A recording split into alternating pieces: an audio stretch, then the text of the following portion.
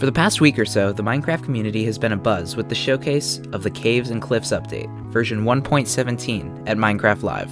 From the point of view of the average Minecraft player, this looks like it's going to be an amazing update, with plenty of features we've been asking for and some ones we didn't expect. But speedrunners might see things a little differently. Let's get into the ways that Minecraft speedrunning might be affected by the 1.17 update. Also, if you just want to see a general recap of what's being added in 1.17 instead of just a speedrunning perspective, check out the video in the description. To a large extent, the features added in 1.17 aren't going to affect speedrunning much. Cave biomes, goats, copper, how are those going to help you beat the game? But there are still a number of things that could improve speedrunning times. Let's look at some of these features.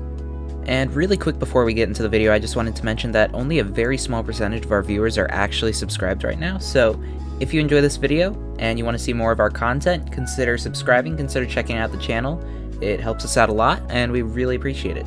So with that in mind, let's get into the video. The first thing to look at was mentioned in our 1.17 general recap video, the possible connection between the Deep Dark biome and strongholds. The colors used for the Warden and Skulks are really only found in two other places in the game, the End Portal and the End itself. On top of that, the name Warden implies that it's guarding something. What better for the strongest non-boss in the game to be guarding, but the most important location for the player to find in the entire game? There's no confirmation or technical proof of this, but this theory seems very plausible to me. Now, how would this affect speedrunning? Well, in general, there would be a much larger radius for you to find the stronghold if you were looking through caves.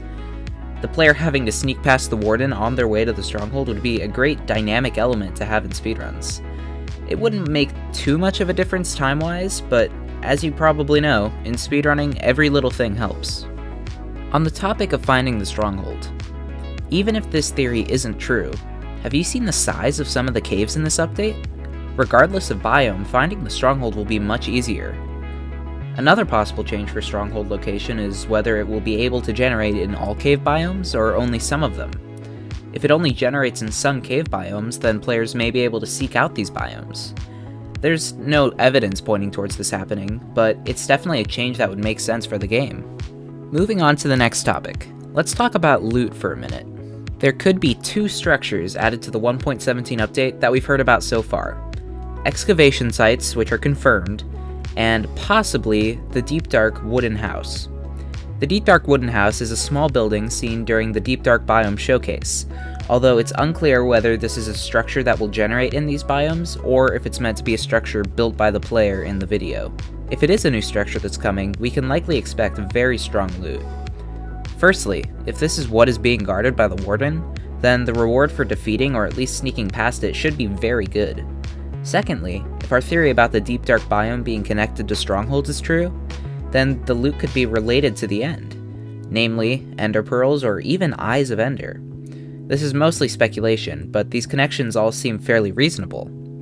The question is, how many pearls or eyes could a speedrunner find here, and would it be enough to give them a shot at beating the game? It's easy to picture a new strategy where you go to the Nether only for blaze rods, killing one Enderman in the wild in either the Nether or the overworld, and using that one pearl to locate the stronghold, where you can find the rest of your eyes in these houses. Completely bypassing the piglin trading could be very valuable to speedruns. Then again, this house could have just been a decorative addition and not an actual generation, and all of this speculation could mean nothing. The update's over a year away, so we've got plenty of time to just speculate wildly. Moving on to the other structure, excavation sites. These are real and confirmed, so you don't have to roll your eyes when we talk about them. However, they won't have that much of an effect on speedruns. Through the new archaeology mechanic in the game, you'll be able to uncover valuable materials at these sites as long as you don't do it too quickly, which might go against a speedrunner's instincts. Some likely resources you can get there are diamonds and emeralds, which were shown in blocks at the showcase. More valuable for speedrunning could be iron and gold, which normally aren't as valuable but in speedruns are essentially equal to saved time.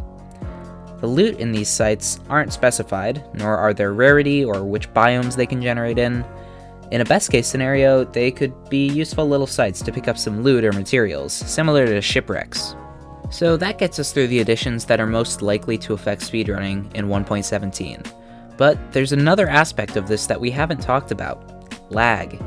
The change from 1.15 to 1.16 was possibly the largest spike in lag from one update to another we've seen in Minecraft. In the Nether, the reasons for this are obvious, but even in the overworld, the difference was noticeable. A lot of speedrunners won't have problems with this because they have gaming PCs built for more powerful games than Minecraft, but all you need to do is look at the current Minecraft world record to see lag's effect on speedrunning. Corbanos, who holds both the 1.16 plus and 1.9 through 1.15 random seed records, recently set a very controversial world record. It was criticized mainly for being recorded, but also because there was a significant amount of lag in the recording. It even affected his game and slowed him down when managing his inventory in the end. There's no doubt that lag can have a powerful effect on speedrunning, and 1.17 looks like it will be significantly laggier than 1.16.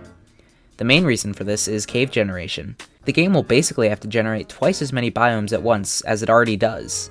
That's without considering all the new blocks, mobs, and structures that could also slow the game down. It may not be an intentional addition, but this is likely something that will affect any speedrun played in 1.17. Another notable thing to talk about for this update. There could be any number of small changes in the update that would have a small effect on the game by default, but have a large effect on speedrunning. If they were to increase the odds of finding ender pearls in stronghold chests, or add a way where you could find blaze rods in some sort of structure, that likely wouldn't be something mentioned in the showcase. The showcase is based around showing off new mechanics, mobs, biomes, structures, and other concepts in the game, but the loot is a rather minor aspect of these additions to the average player. Yes, you want good loot, but you already have plenty of ways to get these things. In speedrunning, a slightly faster way to get a bucket could mean a new world record. Arguably the most important change in Minecraft speedrunning history, the ability to trade with piglins for ender pearls, wasn't even talked about until the version actually came out. There could be some small changes that we don't know about yet that could make this version even better for speedrunning than 1.16. All that being said, with the knowledge we have now, 1.17 will most likely be worse for speedrunning than 1.16. That's because in 1.16.2, they nerfed piglin pearl trades so that they were no longer viable to get a world record. That's why 1.16 runs are done in 1.16.1 specifically, and not the newest version. While 1.17 has many exciting changes coming, it'll probably not be anything interesting from a speedrunning perspective. Still, you never know. That's about it for this video, so if you enjoyed, be sure to support us by liking the video and subscribing if you want more of this content. Let us know down in the comments what you think will change for Minecraft speedrunning in 1.17. Thank you all for watching, and we'll see you in the next video.